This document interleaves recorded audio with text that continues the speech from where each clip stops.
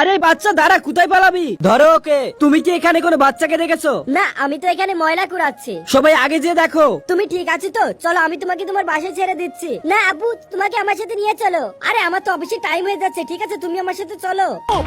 মায়া, একে তো তুই দেরি করে এসেছিস, তারপরে আবার বাচ্চা নিয়ে এসেছিস, দে 200 টাকা ফাইন। আমি তোমার পার্স আনতে ভুলে গেছি, এবার কি মাফ করে দেওয়া যায় না? তাড়াতাড়ি মায়া রিজাইন লেটার রেডি করো।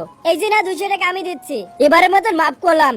সন্ধ্যার আগে এই ফাইলটা রেডি করো, না হলে রিজাইনের জন্য রেডি হয়ে যা। ছুটকি চলো, আমার তো কপালটাই খারাপ, এবার মনে হয় সত্যি চাকরিটা হারাবো। আপু আমার কাছে দাও, আমি করে দিচ্ছি। এরপরে ছুটকি 1 মিনিটে কাজ কমপ্লিট করে দেয়। আরে ছুটকি, তুমি এটা কিভাবে করলে? বা তোমাকে অনেক ধন্যবাদ। এখানে তুই গল্প করছিস, তোর কি চাকরি হারানোর ভয় নাই? আমি তো ফাইল কমপ্লিট করে ফেলেছি। এটা হতেই পারে না, বসের অনুমতি ছাড়া এই কাজ করা সম্ভবই না। এই কোম্পানির বস আমার বাবা। আরে ছুটকি, এসব কি বলছো?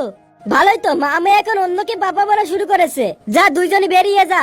আরে ছুটকি বেটা, তুমি এখানে কখন আসলে? সরি স্যার, আমি জানতাম না এটা আপনার মেয়ে। বাবা, উনি আমাকে বের করে দিচ্ছিলেন। এখন তো আমি তোমাকে বের করে দিব এই কোম্পানি থেকে। বাবা, মায়া আন্টি অনেক ভালো, আপনি ওনাকে বিয়ে করে নেন। এটা শোনার পর তো মায়া পুরাই অবাক। এরপর কি হলো দেখতে পারবা পার্ট 2 তে। পার্ট 2 দেখার জন্য ভিডিওতে লাইক করে চ্যানেলটা সাবস্ক্রাইব করে দাও।